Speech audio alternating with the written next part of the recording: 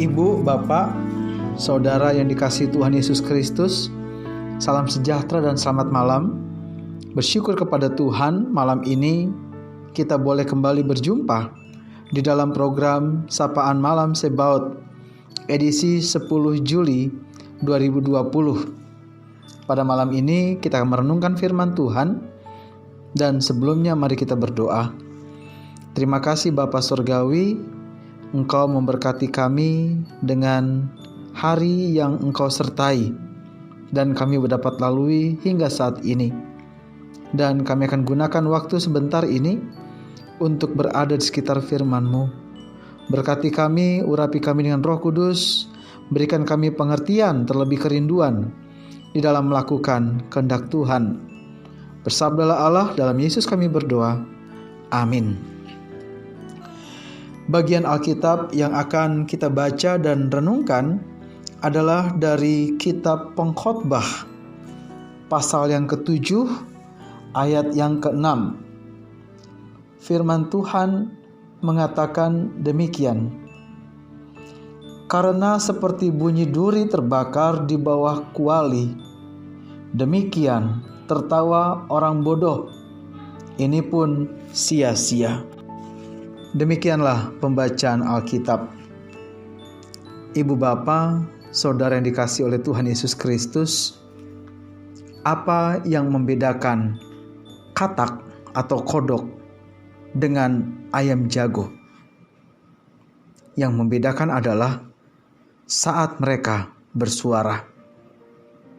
Di satu tempat, mungkin di tempat kita sekarang, kita mendengar ada katak yang dengan suara lantang berkuak-kuak, ada katak yang dengan suara lantang bersuara.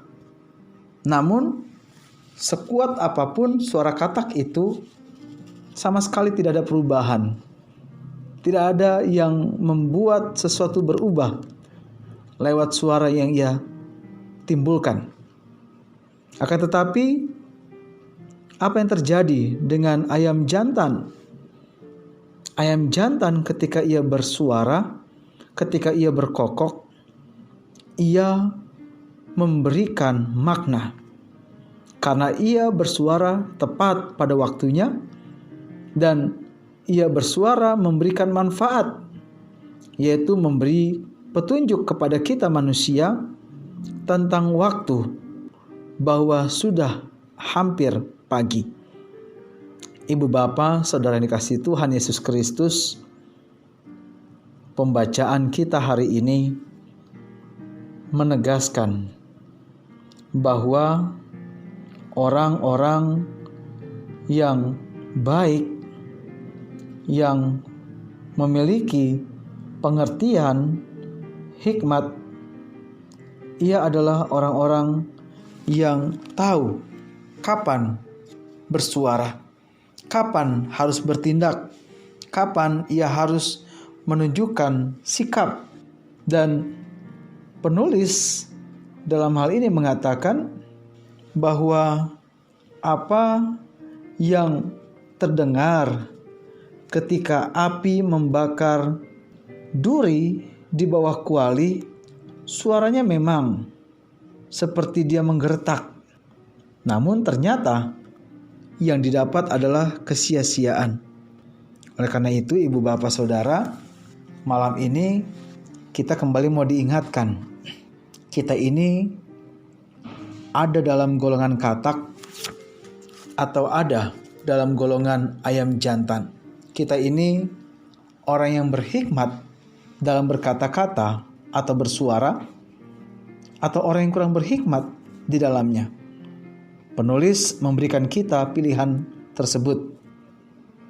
Jangan sampai orang sekitar kita justru melihat kita seperti apa yang digambarkan oleh penulis Amsal di sini, bahwa ia seperti duri yang terbakar.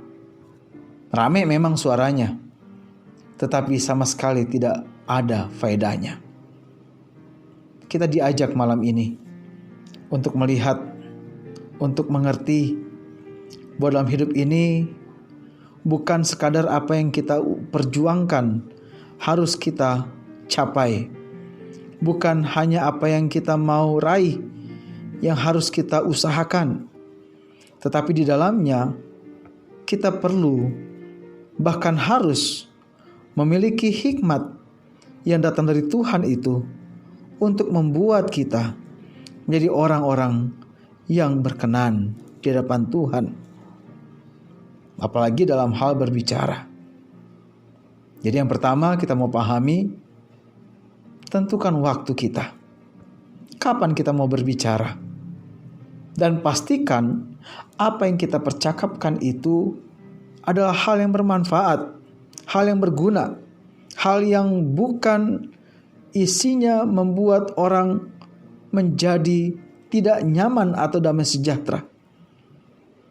Jadikanlah kita sebagai orang yang mau berkata-kata di dalam takut akan Tuhan. Menjadi orang yang saat berbicara, ternyata di dalamnya ada makna yang kita sampaikan. Jangan seperti katak tadi. Dan kalau memang itu terjadi pada kita, bertobatlah dan kembali serahkan diri kita kepada Tuhan. Di dalam pekerjaan kita, di dalam persekutuan kita, di dalam pelayanan kita, hendaklah kita berkata-kata semata-mata hanya untuk memuliakan Tuhan, bukan untuk yang lain. Mari, ibu bapak saudara yang dikasihi Tuhan, milikilah pengetahuan itu. Milikilah takut akan Tuhan itu, supaya saat kita berkata-kata, kita tepat pada waktunya, tepat pada topiknya, tepat sesuai dengan siapa kita berkata-kata. Dan disitulah nama Tuhan dipermuliakan lewat perkataan-perkataan yang kita sampaikan. Kiranya firman Tuhan malam ini mengingatkan kita untuk menjadi orang yang lebih bijaksana dan berhikmat. Tuhan Yesus memberkati. Amin. Mari kita berdoa. Terima kasih Tuhan untuk waktu sejenak yang kami boleh pakai. Berkatilah firman-Mu yang boleh kami dengar walau sejenak. Kami percaya di dalamnya ada berkat Tuhan, ada karunia Tuhan, sehingga iman kami boleh tumbuh lewat pendengaran akan firman Tuhan. Jadikan kami orang-orang yang berhikmat dalam berkata-kata, dalam bertindak, dalam berlaku kepada siapapun. Dan jangan biarkan kami Tuhan sembarang bicara, omong kosong, dan tidak mempertanggungjawabkan apa yang kami perkatakan.